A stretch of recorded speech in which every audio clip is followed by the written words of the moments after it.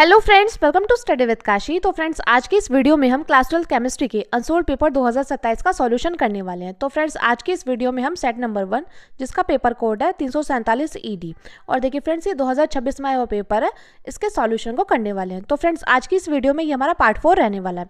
इससे पहले वाली वीडियोज़ में हमने पार्ट 1, पार्ट 2 और पार्ट 3 कराया है। अगर आपने वो वीडियोज़ नहीं देखी तो मैंने उसकी प्लेलिस्ट बनाई है, आप वहाँ से जाकर जरूर देख सकते हैं। तो चलिए फ्रेंड्स, स्टार्ट करते हैं। देखिए, आज की वीडियो में हम प्रश्न नंबर 4 के ग से स्टार्ट करने वाले हैं। इससे पहले वाली वीडियो में हमने प्रश्न नंबर 4 के ख तक कराया हुआ है। ठीक है फ्रेंड्स, तो देखिए प्रश्न नंबर 4 का ग पार्ट में ये क्वेश्चन हमसे डायरेक्टली 3 मार्क्स में पूछा गया है कि प्रथम कोटि की अभिक्रिया के लिए समाकलित वेग दर का समीकरण व्युत्पन्न कीजिए। दर्शाइए कि इस अभिक्रिया के लिए अर्ध आयु काल अभिकारकों की प्रारंभिक सांद्रता पर निर्भर नहीं होता। तो देखिए फ्रेंड्स, मोस्ट इंपॉर्टेंट क्वेश्चन है, इस पर आप स्टार लगा लीजिएगा क्योंकि हर साल पूछा जाता है। देखिए, प्रथम कोटि की अभिक्रिया हो गई, शून्य कोटि की अभिक्रिया, ये ऐसी अभिक्रिया है जो कि हर साल पूछी जाती है। ठीक है फ्रेंड्स, और देखिए डायरेक्टली 3 से 4 मार्क्स में पूछ ले जाता है ये। और देखिए, प्रथम कोटि की अभिक्रिया से न्यूमेरिकल भी बहुत पूछे जाते हैं, इसलिए आप उसको भी अच्छे से तैयार कर लीजिएगा। तो देखिए, प्रथम कोटि की अभिक्रिया के लिए समाकलित वेग यानी कि दर का समीकरण व्युत्पन्न कीजिए। दर्शाइए कि इस अभिक्रिया के लिए आयु काल अभिकारकों की प्रारंभिक सांद्रता पर निर्भर नहीं होता। तो देखिए, सबसे पहले हम यहाँ पर हेडिंग डालेंगे और लिखेंगे प्रथम कोटि की अभिक्रिया के लिए समाकलित वेग समीकरण।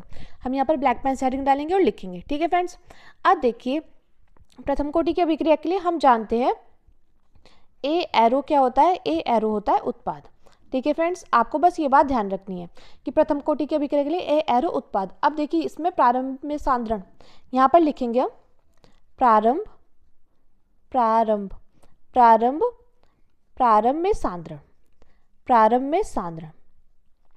तो देखिए, प्रारंभ में सांद्रण क्या हो जाएगा, यहाँ पे इसके नीचे तो ए आ जाएगा, लेकिन यहाँ पर उत्पाद क्या हो जाएगा, उत्पाद हो जाएगा 0। और देखिए, टी समय बाद सांद्रण क्या हो जाएगा, तो देखिए टी समय बाद सांद्रण। तो टी समय बाद सांद्रण क्या हो जाएगा फ्रेंड्स, देखते हैं। टी समय बाद सांद्रण हो जाएगा यहाँ पर a माइनस एक्स, अभिकारक हो जाएगा a माइनस एक्स, और उत्पाद क्या हो जाएगा, उत्पाद हो जाएगा हमारा x। ठीक है फ्रेंड्स, अब हम यहाँ पर लिखेंगे प्रथम कोटि की अभिक्रिया के अनुसार। क्या लिखेंगे, प्रथम कोटि की अभिक्रिया के अनुसार। तो लिखेंगे प्रथम कोटि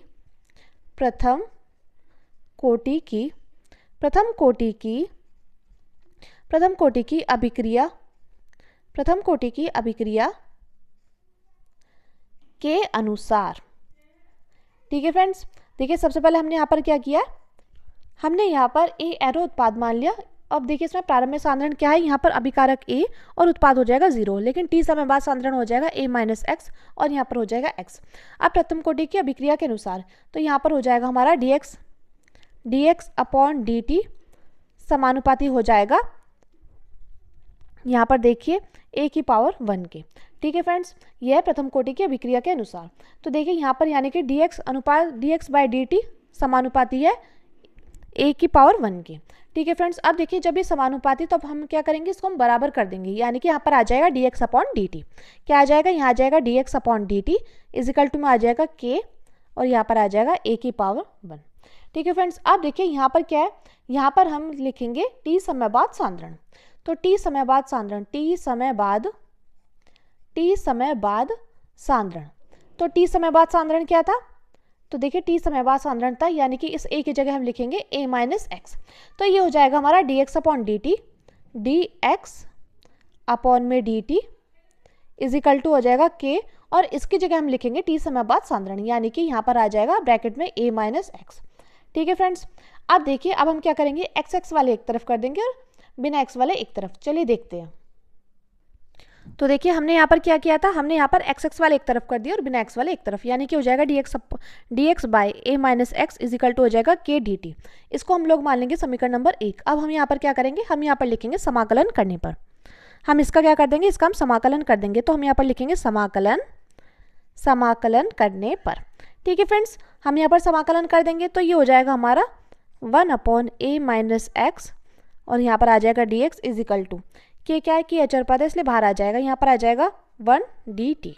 ठीक है फ्रेंड्स, अब देखिए अब क्या आएगा, यहाँ पर देखिए जब हम इसका समाकलन करेंगे तो ये हो जाएगा हमारा minus log a minus x.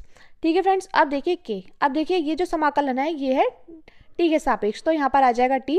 और देखिए जब भी समाकलन करते हैं एक स्थिरांक जुड़ जाता है, जिसको हम बोलते हैं सी, यानी कि सी को बोलेंगे समाकलन स्थिरांक। क्या बोलेंगे फ्रेंड्स? इसको हम बोलेंगे समाकलन स्थिरांक, जहाँ सी क्या है? सी है समाकलन स्थिरांक। इसको हम लोग मान लेंगे समीकरण नंबर 2। ठीक है फ्रेंड्स, मैं उम्मीद करती हूँ आपको इतनी बात अच्छे समझ में आ गई होगी। अब हम यहाँ पर क्या करेंगे? हम यहाँ पर लिखेंगे यदि टी इज इक्वल टू क्या हो? टी इज इक्वल टू हो 0, यदि t इज इक्वल टू 0 हो और x इज इक्वल टू क्या हो? 0, तो हमारा क्या हो जाएगा? यहाँ पर हो जाएगा log a minus 0 is equal to हो जाएगा k इंटू 0 प्लस सी, यानी कि c की जगह क्या हो जाएगा फ्रेंड्स? यहाँ पर देखिए k की 0 से के साथ मल्टीप्लाई करेंगे, क्या आ जाएगा? 0, यानी कि हो जाएगा हमारा c is equal to minus log a। ठीक है फ्रेंड्स, अब हम क्या करेंगे? हम इस c का मान क्या करेंगे? हम यहाँ पर समीकरण 2 में रख देंगे। तो अब हम यहाँ पर लिखेंगे c का मान समीकरण 2 में रखने पर, c का मान समीकरण 2 में रखने पर। ठीक है फ्रेंड्स, मैं उम्मीद करती हूँ आपको अच्छे समझ में आ रहा होगा। अब देखिए हम यहाँ पर समीकरण 2 में रख देंगे, तो ये हो जाएगा हमारा minus log a minus x is equal to में आ जाएगा के टी, और यहाँ पर देखिए यहाँ पर है प्लस का c, लेकिन यहाँ पर है माइनस का log a, तो हम यहाँ पर लिखेंगे माइनस का log a। अब हम क्या करेंगे? हम यहाँ पर log वाली तो एक तरफ कर लेंगे और बिना log वाले एक तरफ। तो देखिए यहाँ पर है माइनस का log a, तो बराबर के दूसरी तरफ जाएगा, यानी कि इस तरफ जाएगा, ये बन जाएगा हमारा प्लस का log a, तो ये हो जाएगा log a minus log a minus x और इज इक्वल टू में के टी, ऐसा का ऐसे। अब देखिए फ्रेंड्स, हम जानते हैं हमारा एक फॉर्मूला होता है। क्या फॉर्मूला होता है हमारा? log m minus log n का, वो होता है हमारा log m अपॉन n। ये क्या होता है? ये होता है हमारा फॉर्मूला। ठीक है फ्रेंड्स, तो हम यहाँ पर क्या करेंगे? हम इसकी जगह रख देंगे, तो ये हो जाएगा हमारा log a upon a minus x. ठीक है फ्रेंड्स, और यहाँ पर आ जाएगा इक्वल टू में के टी। अब देखिए हम यहाँ पर क्या करेंगे? यहाँ पर हम इसको इस प्रकार से तो लिख सकते हैं k t is equal to log a upon a minus x.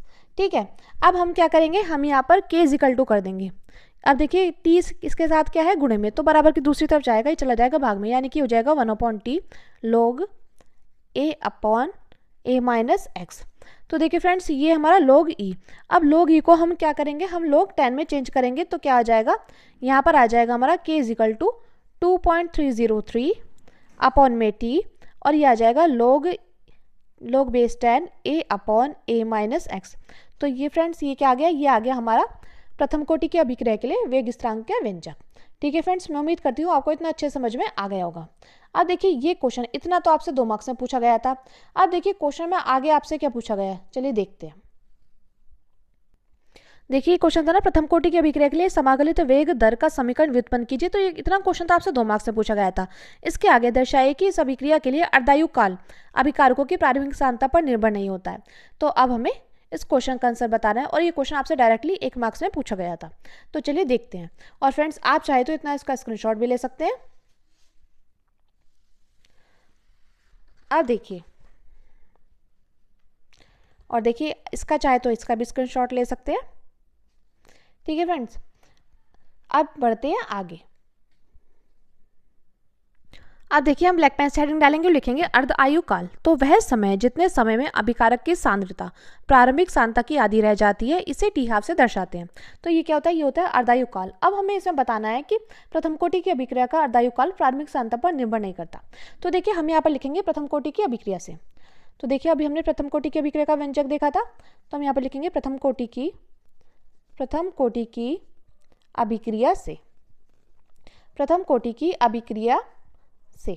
ठीक है फ्रेंड्स, तो प्रथम कोटि की अभिक्रिया क्या थी? k is equal to 2.303 upon में t और log base 10 a upon a minus x. ये क्या थी? ये थी हमारी प्रथम कोटि की अभिक्रिया। तो देखिए हम यहाँ पर क्या करेंगे? हम यहाँ पर अर्धायु काल, तो t क्या हो जाएगा? t तो बन जाएगा t हाफ, और जो a होगा a हमारा ऐसा का ऐसी रहेगा। ठीक है फ्रेंड्स, तो हम यहाँ पर लिखेंगे अर्धायु काल से, अर्धायु काल से। तो जो ये हमारा a है, ये तो एज इट इज ऐसा का ऐसी रहेगा, लेकिन देखिए जो हमारी t समय बाद सांद्रता हो जाएगी, t समय बाद सांद्रता होगी, t समय बाद सांद्रता यानी कि a माइनस एक्स क्या हो जाएगी? a/2 हो जाएगी। और देखिए t की जगह हम क्या लिखेंगे? t हाफ लिखेंगे, क्योंकि ये हम अर्धायु काल के लिए निकाल रहे हैं। तो देखिए इसमें हम रखेंगे k is equal to 2.303, t की जगह लिखेंगे t हाफ। ठीक है, अब देखिए log बेस 10 अब a तो हमारा ऐसा का ऐसी था, लेकिन a माइनस एक्स की जगह हम क्या लिखेंगे, a/2, यानी कि देखिए ये क्या हो जाएगा, ये चला जाएगा ऊपर, यानी कि ये हो जाएगा जिस प्रकार k इजिकल टू 2.303 अपॉन में t हाफ, और देखिए आ जाएगा log base 10 2a upon a, यानी कि इससे कट जाएगा। और हम जानते हैं log बेस 10 2 का मान क्या होता है, तो k इजिकल टू हो जाएगा 2.303 अपॉन में t हाफ log बेस 10 2।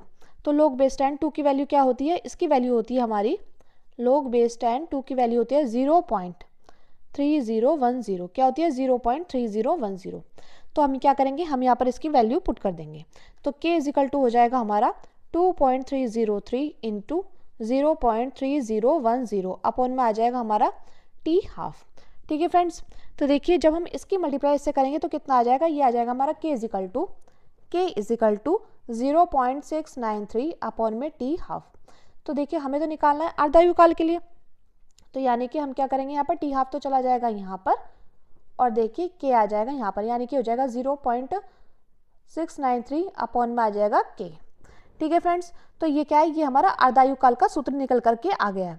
तो आप यहाँ पर लिखेंगे चूंकि अर्धायुकाल में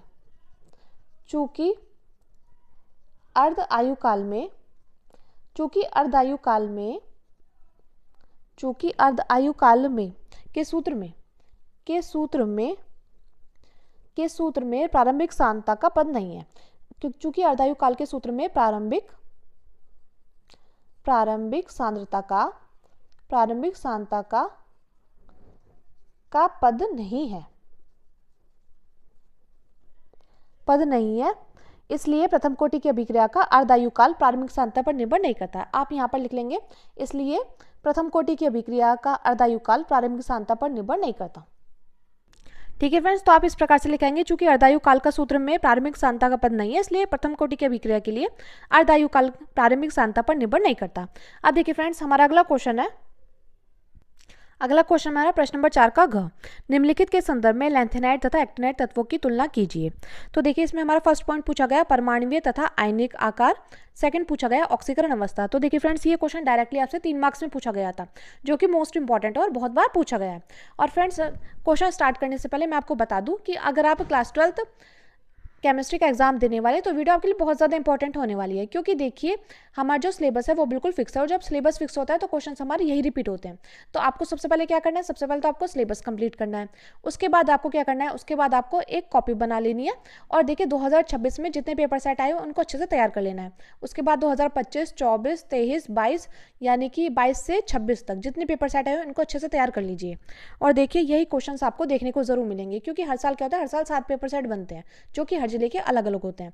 यानी कि आपके पास इतने सारे क्वेश्चन आ जाएंगे जो कि बिल्कुल ऑथेंटिक क्वेश्चन है, जो कि बोर्ड एग्जाम के एग्जामिनर ने बनाए हुए हैं।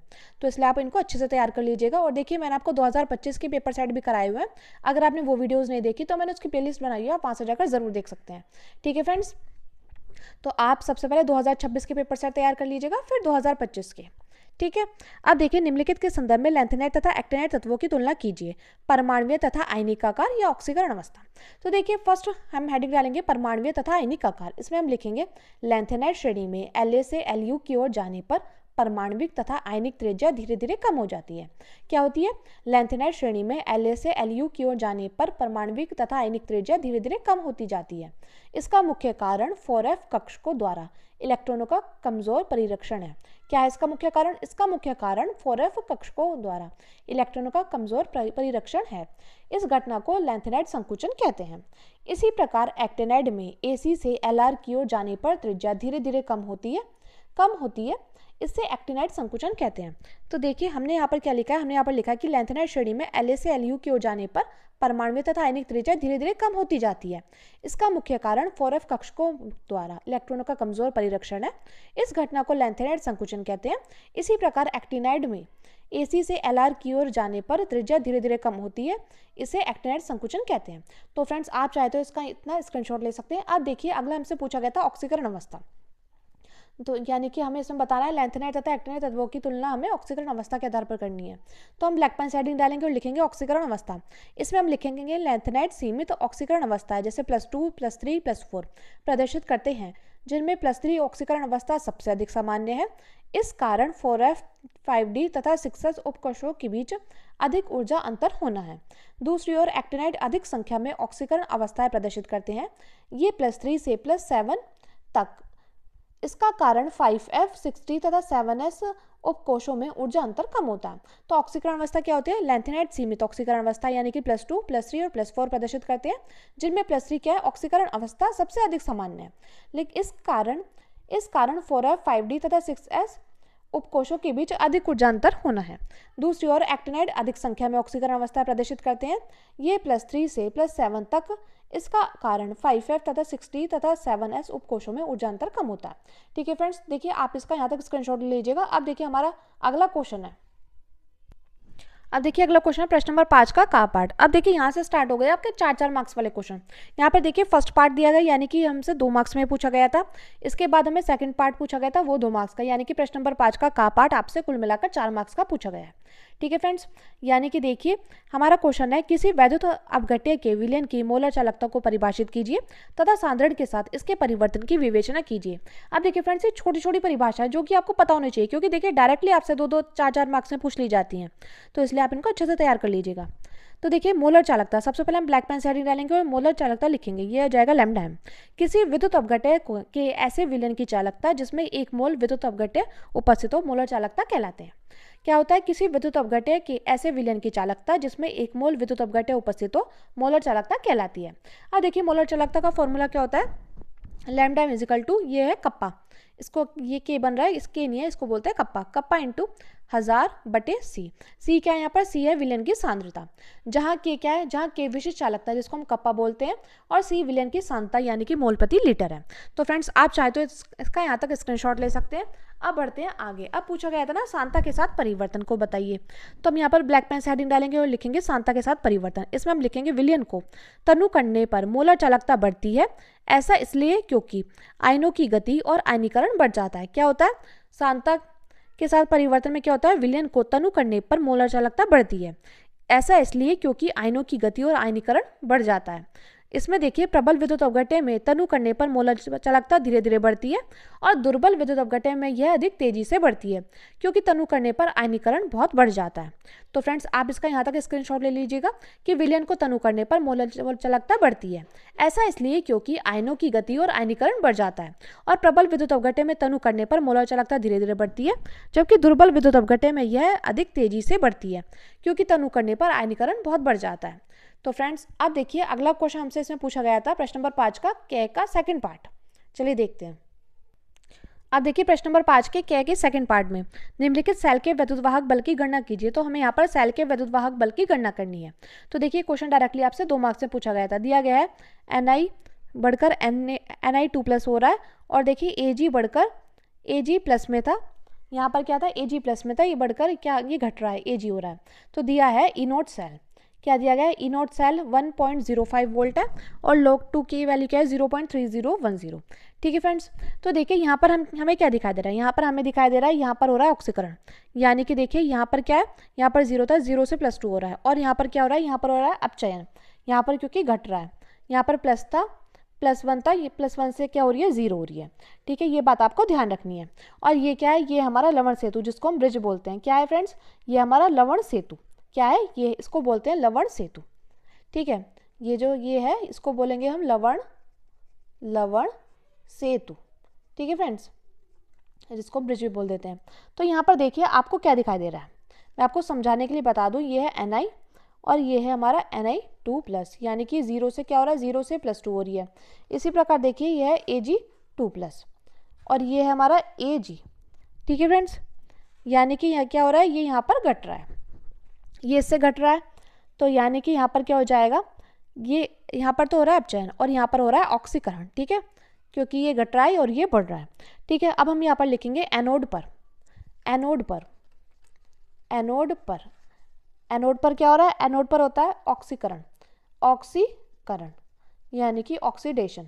एनोड पर ऑक्सीकरण हो रहा है एनोड पर, यानी कि Ni क्या हो रहा है? यहाँ पर Ni2+ में चेंज हो रहा है, और यहाँ पर 2 इलेक्ट्रॉन क्या होंगे? निकल जाएंगे। इसको हम मान लेंगे समीकरण नंबर 1। ठीक है फ्रेंड्स, अब देखिए हम यहाँ पर लिखेंगे कैथोड पर। कैथोड पर। कैथोड पर क्या हो रहा है, कैथोड पर हो रहा है अपचयन। क्या हो रहा है फ्रेंड्स, अपचयन हो रहा है।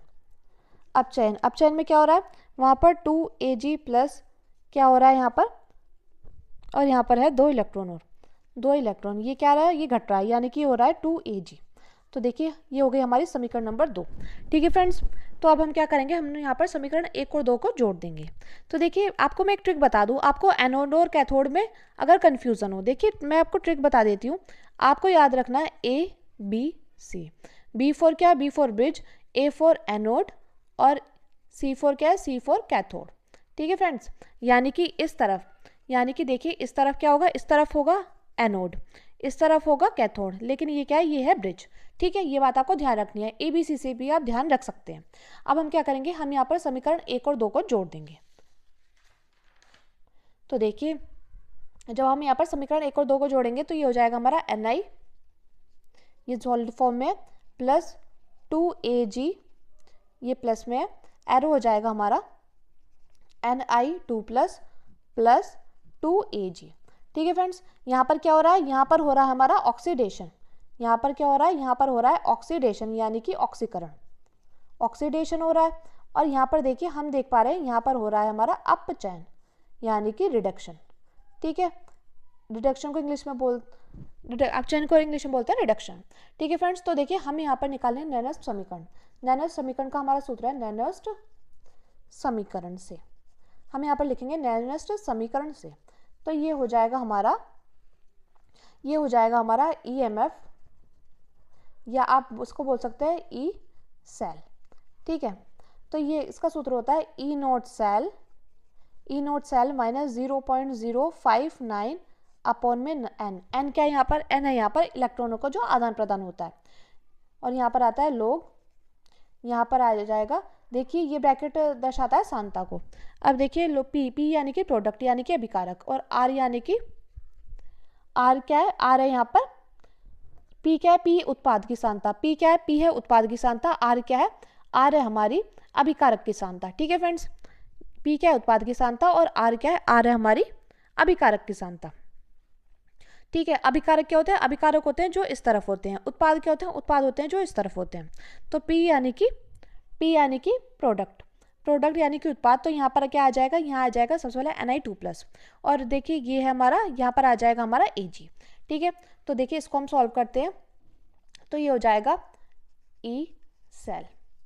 देखिए E नोट सेल की वैल्यू कितनी दी गई थी हमें, ये दी गई है 1.05, यहाँ पर आ जाएगा माइनस 0.059। अब देखिए n क्या है, n है इलेक्ट्रॉन का आदान प्रदान, तो कितने इलेक्ट्रॉन का आदान प्रदान हो रहा है, यहाँ 0 से +2 हो रहा है, +2 से 0 हो रहा है, यानी कि 2 इलेक्ट्रॉन का आदान प्रदान हो रहा है। तो लोग P क्या है, P है यहाँ पर Ni2 प्लस, और यहाँ पर है R हमारा Ag प्लस, यानी कि 2। तो हम यहाँ पर क्या करेंगे, हम यहाँ पर Ni2 प्लस, ये दी गया था ना, ये दिया गया था हमें, यहाँ पर देखिए इसकी वैल्यू Ni2 प्लस यानी कि 0.16 है, और Ag की वैल्यू दी गई थी 0.002 है। ठीक है, अब हम क्या करेंगे, हम यहाँ पर वैल्यूज़ को पुट कर देंगे।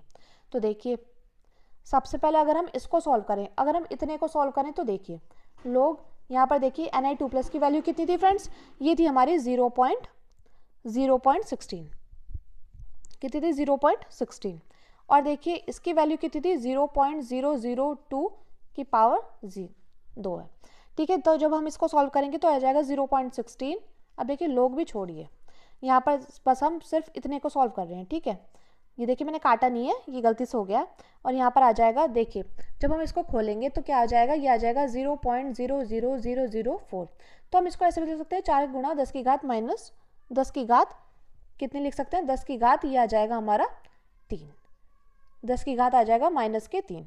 तो यानी कि यहाँ पर आ जाएगा हमारा 4 गुणा 10 की घात -3 था ना, तो ये देखिए जब हम इसको खोलेंगे तो ये आ जाएगा हमारा 4 गुणा 10 की घात -6।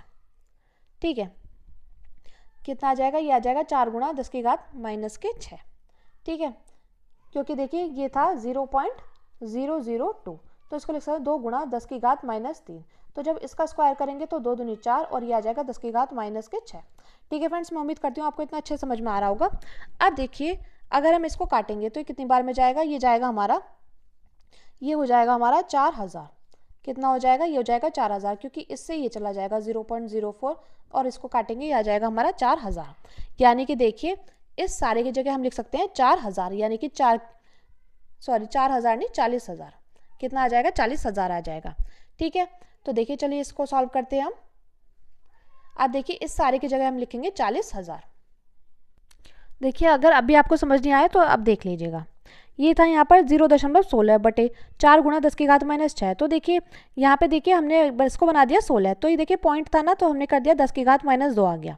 ठीक है, अब देखिए ये था बटे में 10 की घात -6, तो ऊपर जाएगा, ये बन जाएगा 10 की घात + 6, तो इससे कैंसिल हो जाएगा, बच जाएगा 4 और यहाँ आ जाएगा गुणा 10 की घात -2 + 6, यानी कि आ जाएगा 4 गुणा 10 की घात 4। ठीक है फ्रेंड्स, अब हम यहाँ पर क्या करेंगे, हम यहाँ पर करेंगे लोग ले लेंगे, लोग वैल्यू ले लेंगे। तो लोग वैल्यू लेंगे तो फिर यहाँ पर आ जाएगा लोग 4 गुणा 10 की घात 4।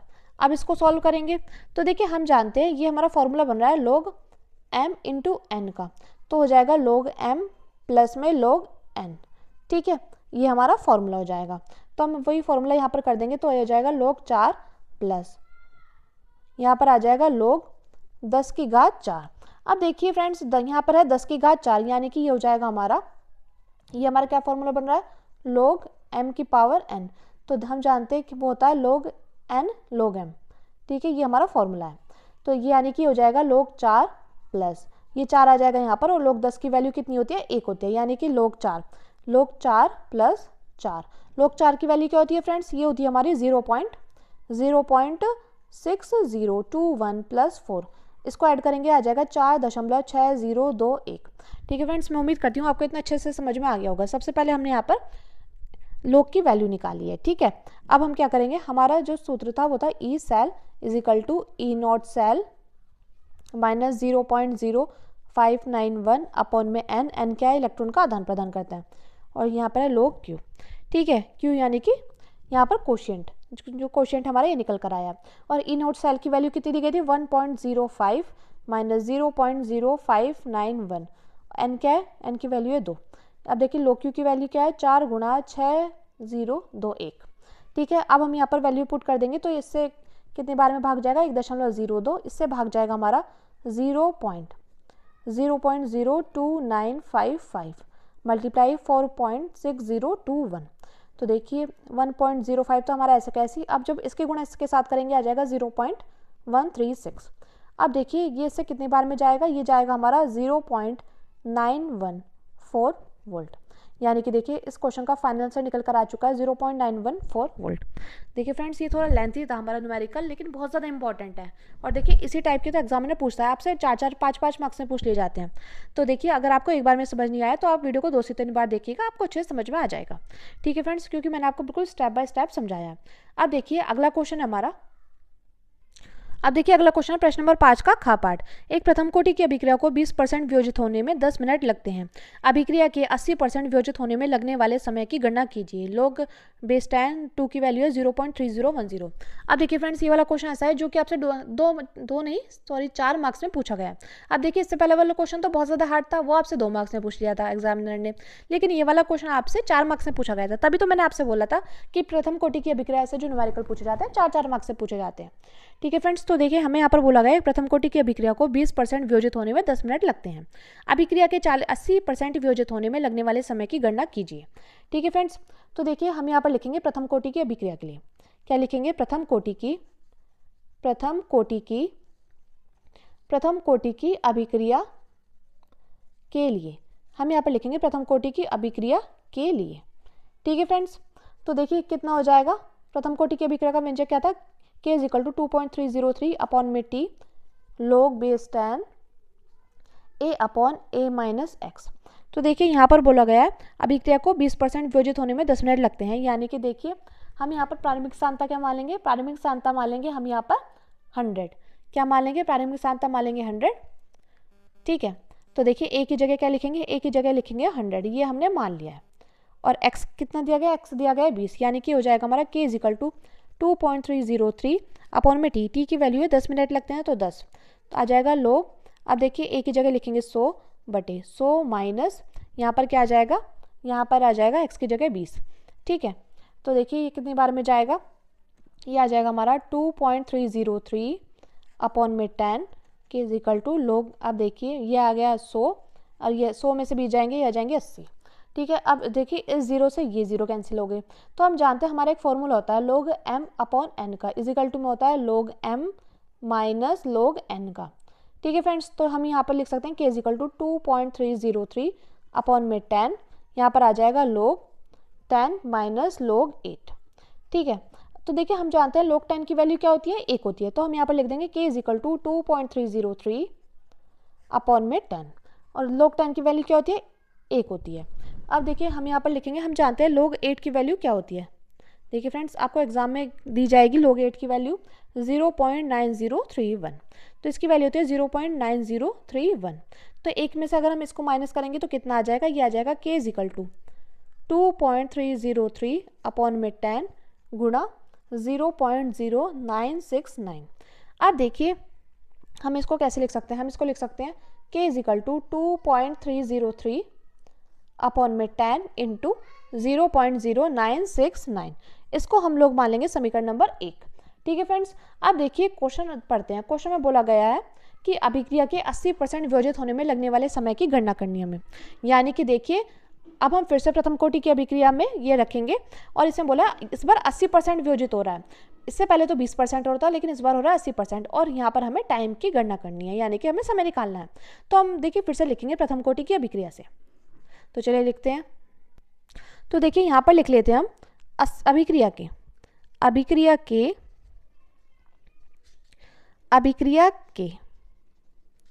80% अभिक्रिया के 80% वियोजित होने में, अभिक्रिया के 80% वियोजित होने में लगने वाला समय।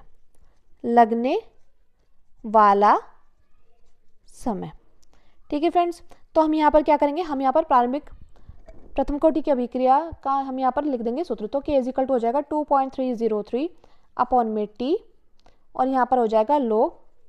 अब देखिए एक ही जगह हम क्या करेंगे, प्रारंभिक सांद्रता हमने क्या मानी है, 100 मानी है, तो हो जाएगा 100, तो आ जाएगा बटे में 100 माइनस। अब देखिए वहाँ पर तो हमने 20 करा था, लेकिन हम यहाँ पर करेंगे 80 माइनस, तो ये हो जाएगा हमारा k is equal to 2.303 upon में t, यहाँ पर हो जाएगा लोग 100 बटे में 20, 0 से 0 कैंसिल, और देखिए हो जाएगा k इज इक्वल टू 2.303, ये आ जाएगा लोग 10 बटे में 2। अब देखिए फ्रेंड्स, लोग m अपॉन n का फॉर्मूला क्या होता है, लोग m माइनस n होता है, यानी कि हम इसको लिखेंगे 2.303, यहाँ पर लिखेंगे लोग 10 माइनस लोग 2। ठीक है फ्रेंड्स, लोग 10 की वैल्यू क्या होती है, लोग 10 की वैल्यू होती है 1, तो k इज इक्वल टू हो जाएगा हमारा 2.303। अब लोग 10 की वैल्यू कितनी है, 1, और लोग 2 की वैल्यू कितनी होती है, 0.3010। ठीक है, तो देखिए इसमें से माइनस होगा तो कितना होगा जाएगा, ये हो जाएगा हमारा 2.303।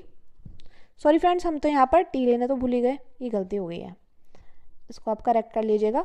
2.303 अपॉन में t। अब देखिए एक में से अगर ये जाएंगे कितना बचेगा, ये बचेगा हमारा 0.699, इसको हम मानेंगे समीकरण नंबर 2।